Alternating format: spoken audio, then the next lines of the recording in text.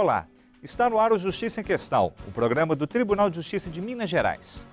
Cultivado no Brasil antes da chegada dos portugueses, o tabaco é o tema desta edição. De acordo com a nova legislação federal, os fumódromos deixam de existir. Mas já que o tabaco não é proibido, onde ele deve ser consumido? As embalagens de cigarro alertam aos danos do produto à saúde. Será que essa publicidade anti-tabaco é efetiva? O cigarro eletrônico foi criado com a pretensão de ajudar fumantes a se livrarem do vício. Saiba mais sobre esse dispositivo.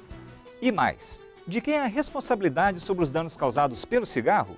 Conheça a legislação e as medidas públicas relacionadas ao tema. O Justiça em Questão começa agora.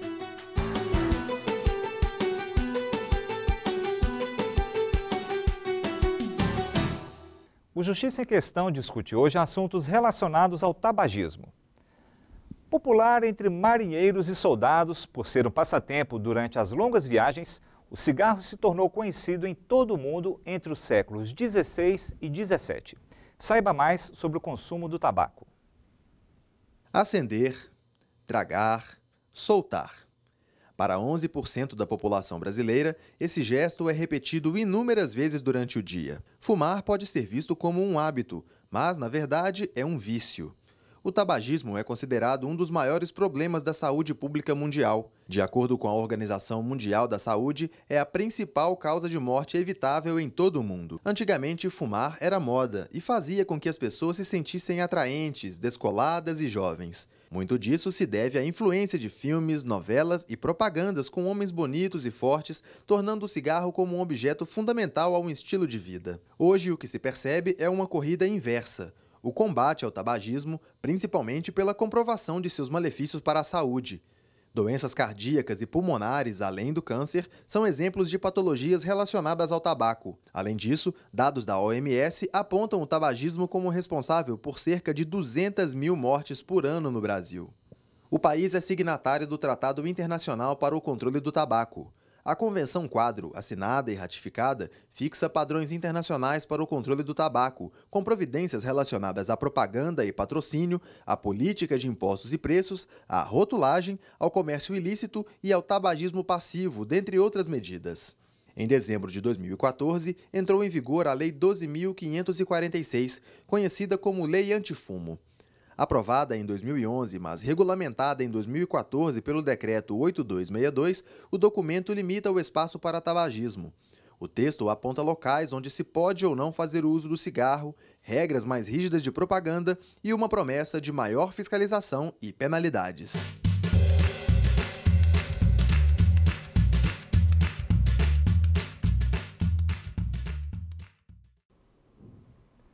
Desde o final de 2014, está proibido fumar em ambientes coletivos que sejam fechados. A norma pode parecer boa para os frequentadores não fumantes, mas qual é o impacto dessa medida para os fumantes e donos de estabelecimento? Veja na reportagem de Eduardo Júnior.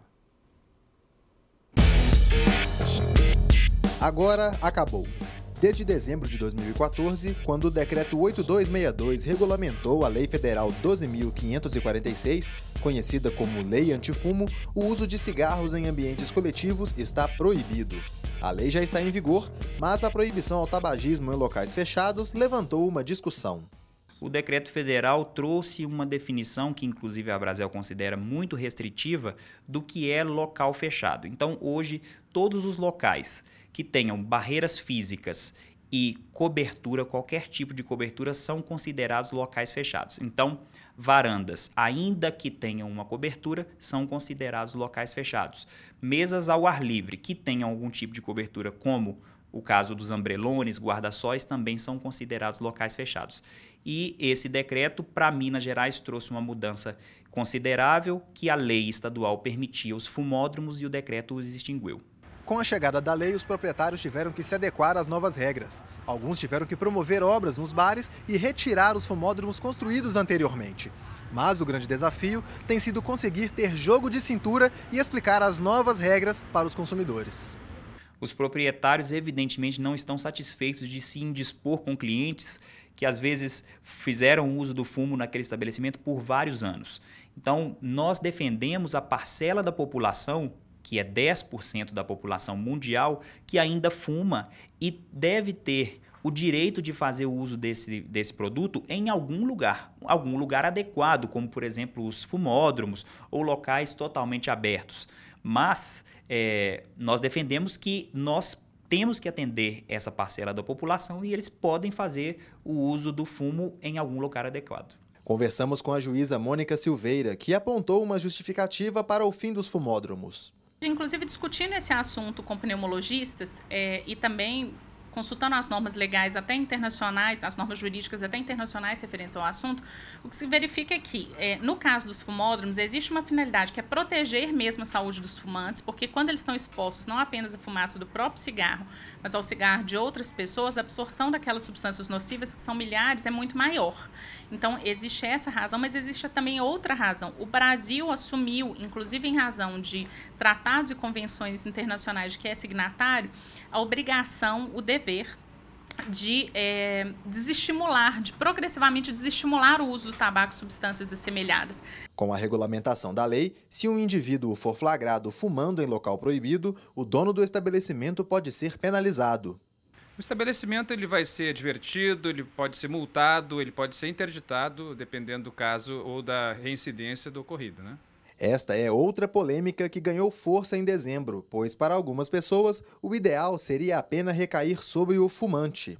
Embora não tenha questionado na justiça, a Abrazel também considera que a lei só vai ser eficaz quando a destinação da multa for para o fumante e não para o proprietário do estabelecimento. Eu acho muito interessante esse rebuliço, mas se a gente pensar, por exemplo, se um cliente está no interior do estabelecimento comercial e começa a brigar, colocando em risco a tranquilidade dos outros clientes, ou até mesmo incolumidade física, ou o patrimônio do dono do restaurante, ele não hesita em qualquer momento em tomar providências, pedir que a pessoa se retire, até solicitar a força policial, se for necessário. No caso do uso do tabaco é a mesma coisa, né? Se o cliente se recusa a deixar de colocar em risco a saúde das demais pessoas, o dono do estabelecimento deverá tomar as providências para que a legislação seja cumprida da mesma forma. Sem um espaço próprio para fumar, a primeira opção é a calçada. E isso é permitido desde que o dono do estabelecimento não faça nenhuma limitação do espaço sem autorização do município ou interfira na passagem de pedestres. Desde dezembro, a Prefeitura vem realizando a fiscalização e, até o momento, o resultado tem agradado ao município. As vistorias têm sido feitas normalmente, com certeza autuações no que tange a identificação de locais, sinalizações, isso sempre são feitos rotineiramente. Multa eu tenho certeza que ainda não foi lavrada nenhuma de dezembro para cá. Significa que nós não estamos tendo problema na cidade quanto a isso. Enquanto numa ponta a lei vai tentando desestimular o uso do tabaco, na outra, a defesa dos fumantes se apoia na comercialização do produto. O produto, o cigarro, ainda é lícito no Brasil. Então, já que o produto não foi proibido, há de haver algum local para as pessoas fazerem o uso desse produto, mesmo nos bares e restaurantes, ainda que seja um fumódromo, mas que tenha uma exaustão suficiente. Essa história ainda tem muita lenha ou nicotina para queimar.